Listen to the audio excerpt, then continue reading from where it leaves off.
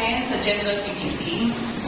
Alright, so yung mga pinag-usapan ko kanina, so halos ganun din naman yung mga agenda natin for today. Ayan. Sige po, i-reiterate ko lang yung mga agenda. So number 1 po yung off-campus activity. Ang nabanggit po off-campus activity kanina ay yung field trip or yung educational trip na ang cost na gagawin po sa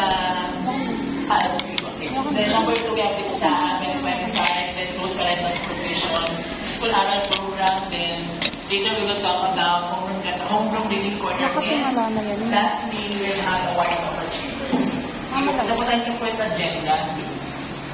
Ayan. Yung nabanggit po kayo ng off-campus activity, ito po yung educational trips. Ikaw pwede kong picturean or i-take note.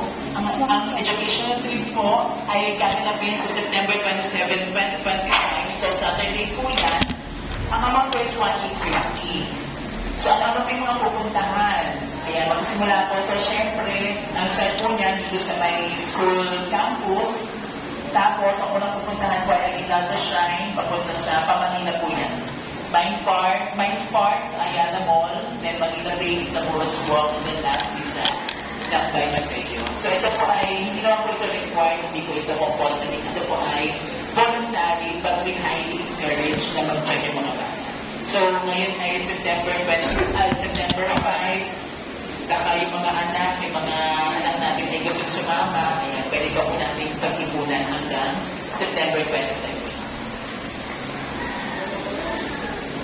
May tanong po or anyway, bukod sa off-campus activity, last week po, nakatapos na po ng ating Intramurals 2025. Di ba? Kung dapat po nabanggit o naikwento ng mga anak po ninyo, may mga estudyante po ako dito sa Agwado na kasali sa iba't ibang sports like volleyball, basketball, may mga kasama sa mass demo. Ayan. So, ginanap po yung Intramurals 2025 last week. So, Friday and Saturday po yun.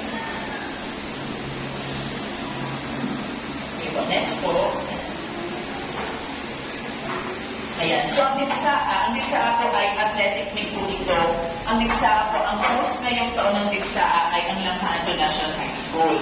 So, kaya po last week, nagkaroon tayo ng intramurals para kung sino yung mga mapipiling mga bata doon, sila po yung magre-represent para sa DIPSA. So, halimbawa, ang anak niyo po ay kasali sa volleyball. Kung nag-excel talaga sila ng entrance, possible na mapili sila for DIPSA. Pero meron dito si Justin po parang kasama sa setup na katrawa. Yan, baka meron pa rin sa basketball, baka po napili yung mga anak ninyo. So, kailangan syempre ay yung support na po ninyo para sa mga sports athletic ninyo. Ayan. So, yung first parental supervision, so ito po ay alam naman natin. Diniscuss ko ito kanina ng medyo mahaba eh. Diba?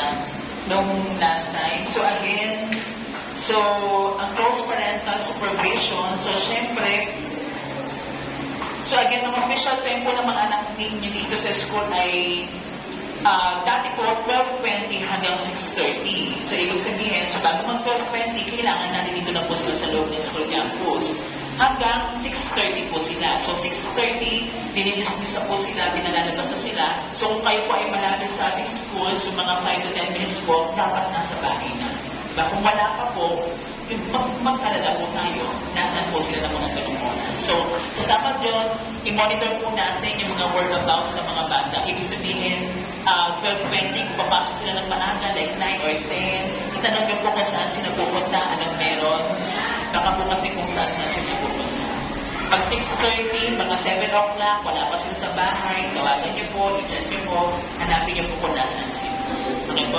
Tapos sa mga group activities naman, as much as possible, dito po sa loob ng classroom o loob ng school ginagawa.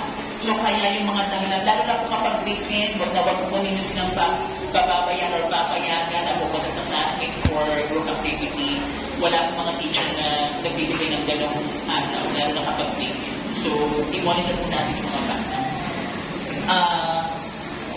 May mga bata din, kung kayo po ay nagsusundo at naghahandle ng mga anak po ninyo, so make sure ang kanilang classroom ay ito, so pwede niyo po silang ihatid hanggang dyan po sa gate mismo para lang masigurado na nakakapasok sila ng school campus. Kapag magsusundo, ganun din po, dyan din po sila sa may gate, susundo.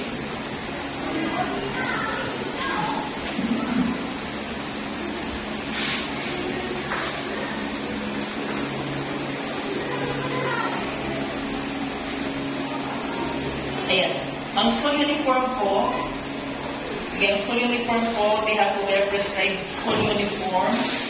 Tapos kapag Friday, i-day nila, saka lang po sila pwede mag-uniform. So, hanggang mga hindi po sila papayagan, pagsuot ng mga civilian clothes like t-shirt or mahong. So, as much as possible, dapat talaga sila ay naka-school uniform. At kapag may ID na po sila, ang ID po kasi ay on process pa.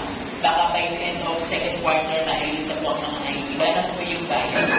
So, kasama ng prescribed uniform ay yung kanilang ID. So, kapag papasok ng school, kapag may mga school activities, so naka-complete uniform, nakasuot po ng ID. So, kapag Friday, sinabay na lang po sila, nakapili uniform po sila, magdadala lang po sila ng extra t-shirt. Ang extra t-shirt dapat puti, pero kung walang puti, sige, pwede nang kahit ang puti. Ang haircut po para sa mga boys, lagi ko po ito pinaalala lalo na sa end of the month. Kasi first week ng month, laging may inspection ng haircut. Although hindi naman po ginugupitan, pero pinapaalalahanan na. So lagi din po ako nagpapaalala sa kanila na sa mga boys na dapat may naka-proper haircut sila. Ang proper haircut ng boys ay 2x3. Tapos ang mga girls, sinisita ko rin po ang buhok, pinapatalian ko po. Nagdadala po ako na sa New York, pinapatalian ko talaga yung mga buhok ng babae.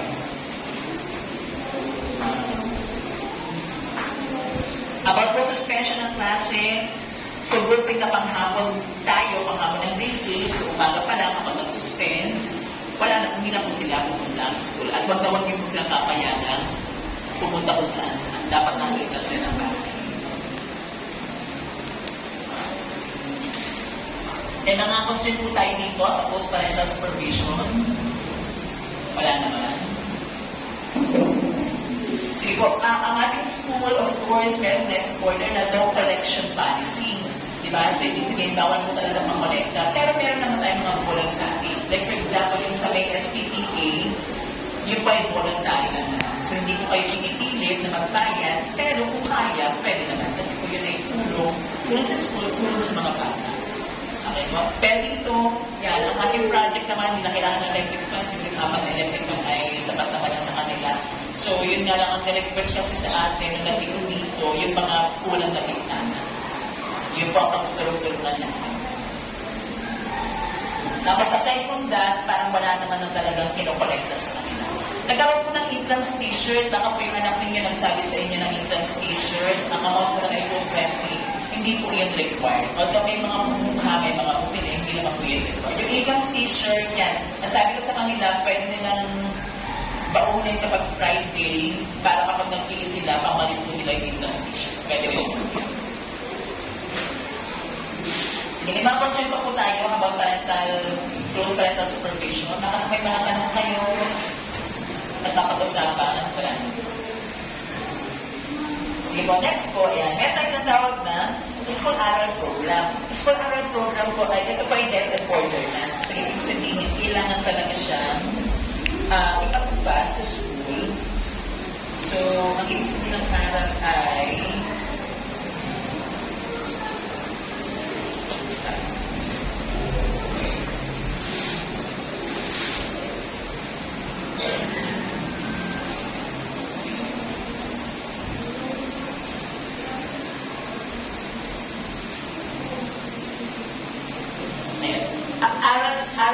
ibig sabihin po ay academic recovery and accessible learning.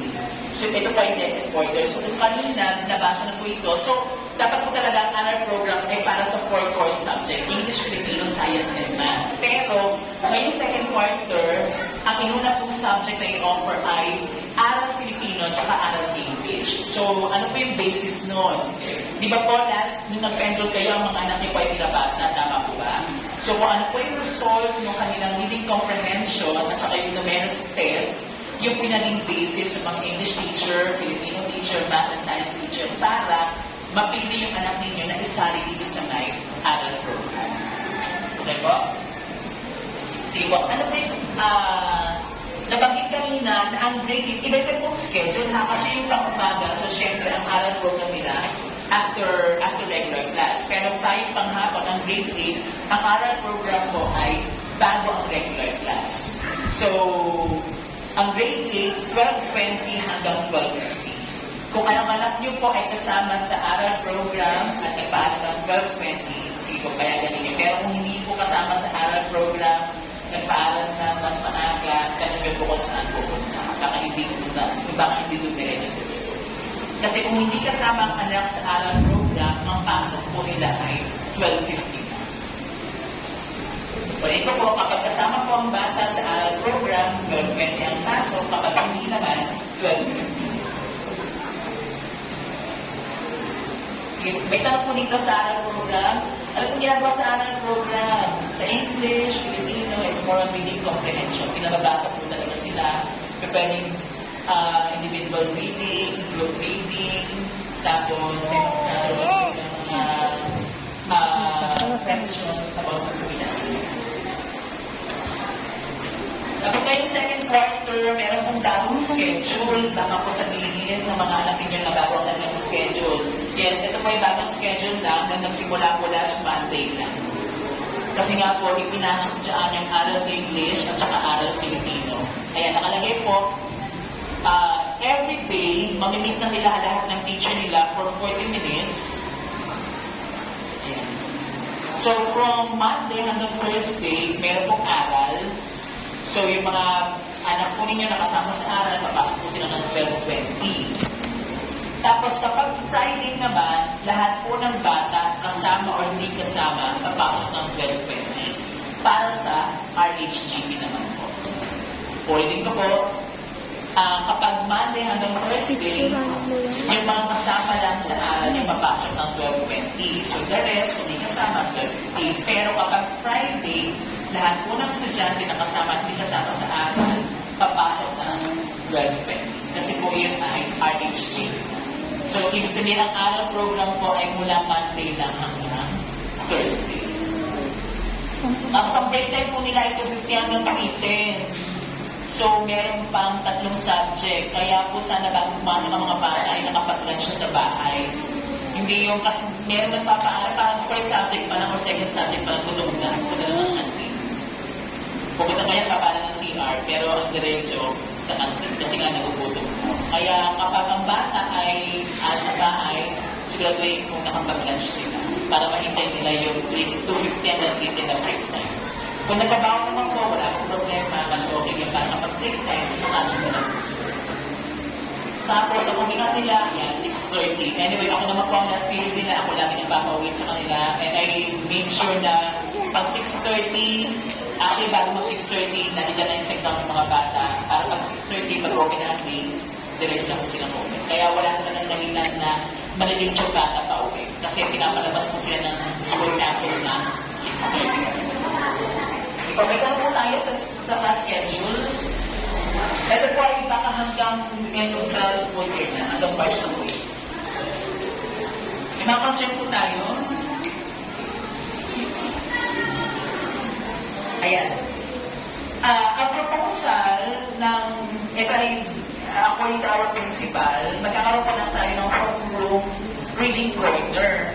Ano po ba itong homeroom reading corner? May mga table kasi doon sa kabilang building na dadalhin dito per classroom. Ilalagay sa isang corner, tapos haayusan lang siya, lalagyan siya ng mga